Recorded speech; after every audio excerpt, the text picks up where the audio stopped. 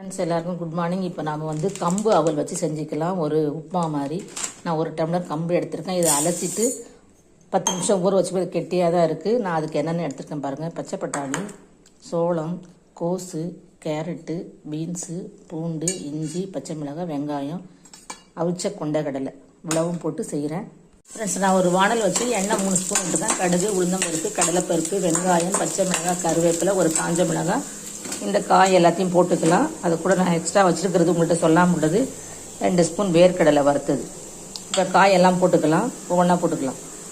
Friends உப்பு போட்டாச்சு. எல்லா காயும் வேர்க்கடலை, கொண்டைக்கடலை, அந்த கான் எல்லாம் போட்டிருக்கேன். கொஞ்சோண்டு 1/4 ஸ்பூன் கரம் மசாலா போட்டிருக்கேன்.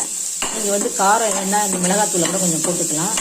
நான் எனக்கு காரம் விளக்குறம் போதும். ஒரு 1/4 டம்ளர் தண்ணி. நம்ம ஊற வச்ச கம்பு அவல், மேங்கோ பொடி 1 ஸ்பூனு,